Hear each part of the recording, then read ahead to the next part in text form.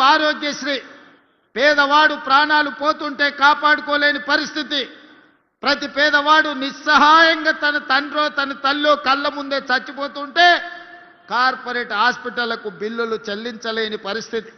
అందుకే ఆనాడు కాంగ్రెస్ పార్టీ రాజీవ్ ఆరోగ్యశ్రీ పథకాన్ని తీసుకొచ్చి ఆనాడు 2005-6లో 2 లక్షల రూపాయలు ఉచితంగా ప్రభుత్వం వైద్యానికి అందించింది.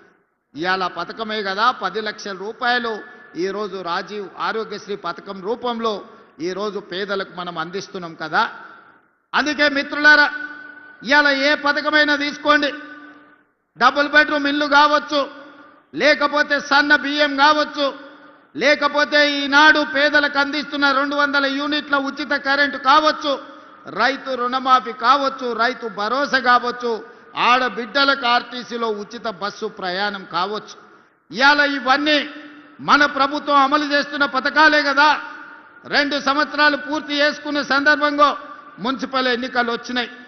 ఈ మున్సిపల్ ఎన్నికల సందర్భంగా నిన్న ఒక ఆయన ఢిల్లీ నుంచి వచ్చిండు. లావు మనగాడు లడాయికి పోతేనంట వెనకాల 3 నూకుడు మనగాళ్ళు వచ్చిరట. భారతీయ జనతా పార్టీ అధ్యక్షుడు, జాతీయ అధ్యక్షుడు నిన్న పాలమూరుకు వచ్చిండు. ఆయన వెనకాల కిషన్ రెడ్డి, బండి సంజయ్, డీకే అరుణ గారు ఆయన వెనకాల పోయారు. మరి నేను అడుగుతున్నా, ఈరోజు కిషన్ రెడ్డి గారిని, బండి సంజయ్ గారిని, డీకే అరుణమ్మ గారిని మీ జాతీయ అధ్యక్షుడిని తీసుకొచ్చింది కదా, మాకేం అభ్యంతరం లేదు. మోడీ గారిని, అమిత్ షా గారిని, మీ నాయకులు ఎంతమంది ఉన్నారో ఢిల్లీ మొత్తం, దేశం మొత్తం ఉన్నోళ్ళ అందరినీ తెలంగాణ రాష్ట్రంలో మున్సిపల్ ఎన్నికలలో ప్రచారానికి తీసుకురండి. ఒక్క మున్సిపాలిటీ అయినా మీరు గెలుస్తారేమో మా కాంగ్రెస్ పార్టీ కార్యకర్తలు చూసుకుంటారు. మా కాంగ్రెస్ పార్టీ కార్యకర్తల సత్తా ఏందో ఇవాళ బీజేపీ వాళ్ళకు చూపిస్తారు. నేను అడగదలుచుకున్న బీజేపీ జాతీయ అధ్యక్షుని 2014లో నరేంద్ర మోడీ గారు మా మహబూబ్నగర్ జిల్లాకు వచ్చినప్పుడు పాలమూరు రంగారెడ్డి ఎత్తిపోతల పథకాన్ని జాతీయ ప్రాజెక్టుగా చేస్తాము అని అన్నాడు. 3 సార్లు మోడీ గారు ప్రధానమంత్రి అయ్యాడు. 12 సంవత్సరాలు బీజేపీ అధికారంలో ఉంది. మీకు చేతులు రాలేదా పాలమూరు రంగారెడ్డి ఎత్తిపోతల పథకాన్ని జాతీయ ప్రాజెక్టుగా ప్రకటించాలన్న ఆలోచన కానీ మీకు దేవుడు ఇవ్వలేదా అని నేను అడుగుతున్నా.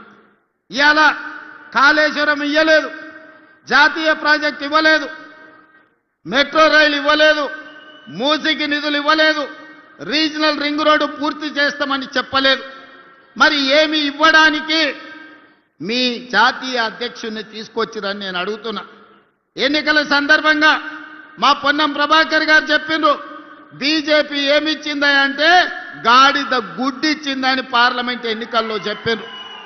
ఇవాళ నిజంగానే బీజేపీ జాతీయ అధ్యక్షుడు తెలంగాణ రాష్ట్రానికి వచ్చేటప్పుడు గాడిద గుడ్డు తీసుకొచ్చిండు తప్ప ఆనా పైసా కూడా ఇవాళ ఇవ్వలే. ఏ మొహం పెట్టుకొని 12 ఏళ్ల తర్వాత కూడా నరేంద్ర మోడీ గారు ఇచ్చిన హామీ పాలమూరు రంగారెడ్డి ఎత్తిపోతల జాతీయ ప్రాజెక్టు ఇవ్వకుండా, మెట్రో రైలు 2వ విడత ఇవ్వకుండా, మూసీ ప్రక్షాళనకు నిధులు ఇవ్వకుండా, రీజనల్ రింగ్ రోడ్డును కట్టుకోవడానికి అనుమతులు ఇవ్వకుండా ఏ మొహం పెట్టుకొని ఇవాళ బీజేపీ వాళ్ళు ఇవాళ ఓట్లు అడగడానికి వచ్చిందని నేను అడుగుతున్నా. ఇవాళ సూటిగా నేను అడుగుతున్న బీజేపీ నాయకులను, బీఆర్ఎస్ బీజేపీ బంధం ఫెవికాల్ బంధం కాదా? వీణా వాణి బంధం కాదా? మీ శరీరాలు వేరైనా మీ తలలు ఒక్కటే కాదా? మొన్న జరిగిన పార్లమెంట్ ఎన్నికల్లో బీఆర్ఎస్ చచ్చే అవయవదానం చేసింది. ఎక్కడైనా ప్రమాదంలో ఎవరైనా చావు బతుకుల మధ్యలో ఉంటే వాళ్ళు సంతకం పెడతారు, నా మరణానంతరం నా కిడ్నీలు దానం చేస్తున్నా, నా మరణానంతరం నా కళ్ళు దానం చేస్తున్నా అని మనం అవయవదానం చేసేటోళ్ళని చూసినాం. కానీ బీఆర్ఎస్ దరిద్రమేందో పార్లమెంట్ ఎన్నికల్లో మా ఓట్లు మా సీట్లు బీజేపీకి దానం చేస్తున్నామని 8 మంది ఎంపీ సీట్లను బీజేపీ వాళ్ళని గెలిపించింది బీఆర్ఎస్ వాళ్ళు కాదా? ఒక్క సీటు కూడా గెలవలే. 8 సీట్లలో బీఆర్ఎస్ వాళ్ళ డిపాజిట్లు పోయినాయి. మరి ఇవాళ 8 పార్లమెంట్ సీట్లలో డిపాజిట్ పోయిన బీఆర్ఎస్ వాళ్ళు మేమే గెలుస్తామని రంకెలేస్తారు. డిపాజిట్లు రాని బీఆర్ఎస్ సన్నాసులు రేపు మున్సిపల్ ఎన్నికల్లో ఎట్లా గెలుస్తారని నేను అడుగుతున్నా. ఎందుకు మీరు ఆలోచన చేయొచ్చు, బీఆర్ఎస్ వాళ్ళు ఎందుకు బీజేపీకి ఓట్లు వేపించారని. దోపిడీ చేసిండ్రు, వేల కోట్ల రూపాయలు కొల్లగొట్టిరు. ఇవాళ బీజేపీ జాతీయ అధ్యక్షుని హోంశాఖ సహాయ మంత్రిగా పనిచేస్తున్న ఈ జిల్లా పార్లమెంట్ సభ్యుడు బండి సంజయ్ గారిని కిషన్ రెడ్డి నేను సూటిగా అడుగుతున్నా. కాళేశ్వరాన్ని ఏటీఎంగా మార్చి 1000 కోట్లు కొల్లగొట్టిందని అమిత్ షా నరేంద్ర మోడీ గారు తెలంగాణ రాష్ట్రంలో అన్నమాట వాస్తవం కాదా? ఇలా కాళేశ్వరం మీద కమిషన్ వేసి అవినీతి లెక్కలు తేల్చి వీళ్ళని అరెస్టు చేయండి అని రాష్ట్ర ప్రభుత్వం శాసనసభలో చర్చ చేసి కేంద్రానికి పంపిస్తే సిబిఐ విచారణ ఈ రోజు వరకు ఎందుకు మొదలు పెట్టలే? దీనికి సమాధానం బండి సంజయ్ కిషన్ రెడ్డి చెప్పాల్సిన అవసరం లేదా?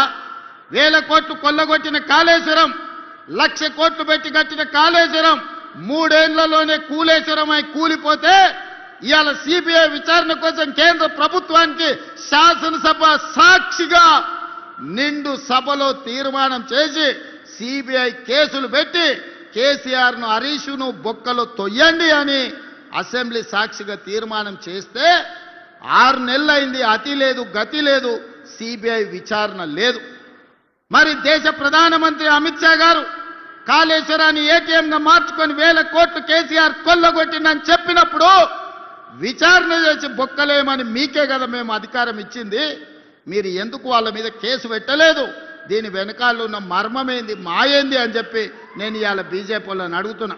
ఫార్ములా ఈ రేస్ పేరు మీద కోట్ల రూపాయలు కొల్లగొట్టి కేటీఆర్ గారు అవినీతి అక్రమాలకు పాల్పడ్డాడని చర్యలు తీసుకోవడానికి అనుమతి ఇవ్వమని, ఐఏఎస్ ఆఫీసర్ల మీద అనుమతి ఇవ్వమని కేంద్రానికి లేఖ రాస్తే 6 నెలల నుంచి ఢిల్లీలోనే ఆ లేఖ మూలుగుతుంది.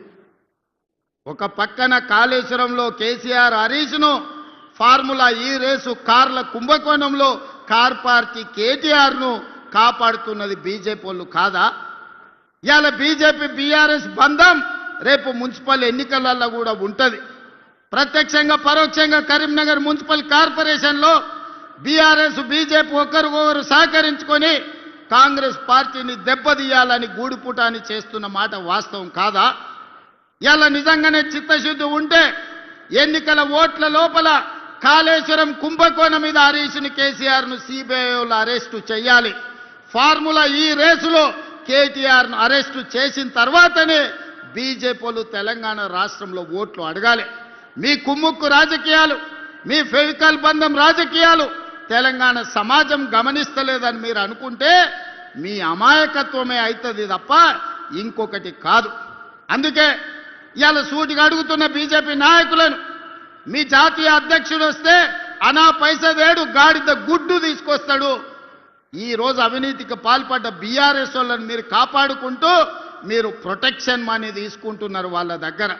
ఇవాళ మీరు కాపాడడానికి వాళ్ళ దగ్గర మీరు మామూలు వసూలు చేసుకుంటున్నారు తప్ప మీరు వాళ్ళని అరెస్ట్ చేసే పరిస్థితి లేదు. అందుకే మిత్రులారా, తెలంగాణ సమాజాన్ని ఆలోచన చేయమని నేను చెప్తున్నా.